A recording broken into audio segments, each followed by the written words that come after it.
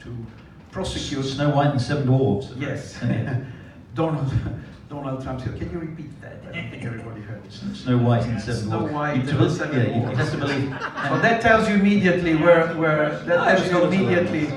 Jerry stands. Not at all. Not at all. But so what? We all know the story. We know every detail. We know that the Senate is not going to impeach him, and so on and so forth. So, what else can we say about this impeachment process? Will it move? Some people say that the objective of the Democrats is to move that 2 or 3% of the vote that will allow them in November to take the presidency. Is that the strategy? Is that the only strategy, or is there any risk for Trump?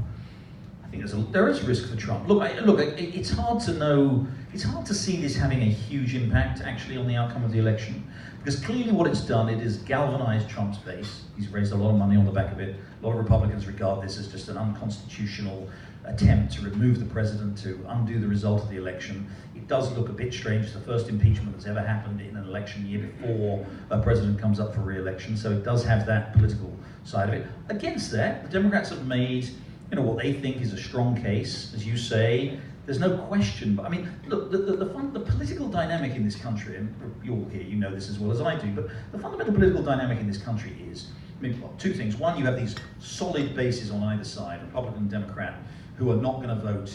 Trump's famous line about I could shoot someone in the middle of Fifth Avenue is absolutely true. He could shoot someone in the middle of Fifth Avenue and probably 45% would still vote for him. Nancy Pelosi could, shoot Chuck Schumer and 45% would still vote for the Democrats. So you have this highly partisan, highly polarized environment, right? Then you have in the middle maybe a little bit, and the people in the middle are swayed two ways. One, they don't like President Trump. They don't like President Trump. Ask them, do they approve of him personally? 60% of independents say they don't approve of him personally. They don't like what he does. They don't like his Ukraine stuff. They don't like his tweeting. They don't like his manner. They don't like his character. Against that, they do like the economic results, and they like the performance. They think things are good, and they're worried about taking a big leap in the election with the Democrats, especially if it's one of the more liberal, progressive Democrats. So that's the fundamental dynamic. So the honest answer, Mario, is I don't know how this plays out. I think the impeachment process has done two things. One, I think it has cemented the doubts that a lot of people have about Donald Trump, because I don't think anybody could really look at the facts of the case about what he did with the Ukrainian president and not think there was something wrong about that, and I think a lot of people have seen that. Against that, is it really impeach-worthy? Is it impeachable? Is it impeachable? Should he actually be removed from office 8, 9 months, 10 months before a presidential election? Because of that, I think a lot of people are worried about that. So I think in the end, though, it's going to come down to what is more salient for those critical middle ground voters. The economy, the fact that things are going well, or the fact that they really have doubts about the character of the president. Okay, character of the president and character of the Democrats. We had a debate last night. Some people are still in, I wonder why, but anyway, they insist. What do you make of it? It doesn't seem to be a real dominating figure. Joe Biden seems to be the only one that may express an opposition to Trump. Bloomberg is in the place, so quickly, let's start with Bloomberg. Does he have a chance? Will he withdraw in March, as some people say? Bloomberg's only chance, but someone put this very well, Bloomberg's candidacy is a Biden hedge, essentially.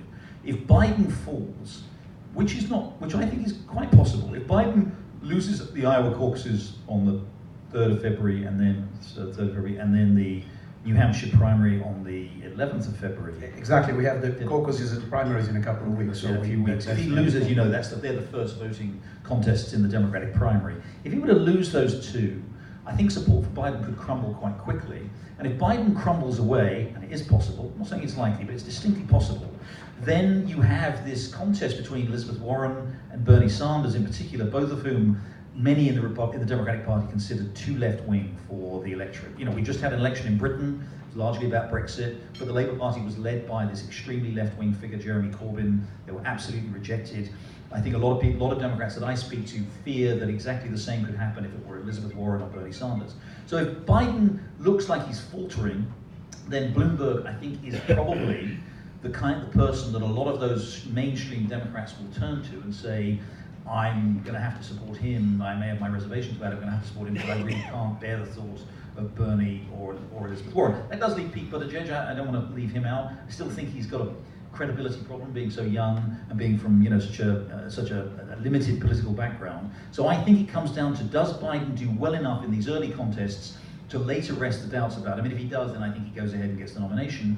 If he doesn't, then, and by the way, the other thing to say about the Bloomberg strategy, and I'm sorry to go on, is that it's very much tied to the possibility of a brokered convention. I don't know if you know what I'm talking about here, but as you know, the Democrats vote in primaries and caucuses all the way through the winter and the spring, and then at the end of that, usually a candidate emerges who has a majority of the delegates at the nominating convention to win the nomination. There's a very real chance this year, because of the spread of candidates and because of the way the delegates are allocated, that no one will emerge as having a majority going into the convention in July. And if that happens, then anybody else can come in. Anybody else can come in and throw their hat in the ring. And I think there's a distinct possibility there that Bloomberg would see his chances as favorable in a convention scenario rather than in going through the primaries. So, last question, then we open to the public. Your opinion, Trump will win no matter what, or is uncertain? I think it's uncertain. Right now, I think it would be, look, the first thing to say is it will be close. Every American presidential election is close these days. I mean, again, as I said earlier, the country is so divided. You know, it is striking, by the way, that only once in the last 7 presidential elections has a Republican won a majority. Has a Republican won the largest number of votes in the popular vote. So Republicans face a real uphill struggle. It's a country that has voted, you know, in the popular vote largely for Democrats. So I think he faces that challenge. I think he faces the challenge of his own character, which a lot of people don't like.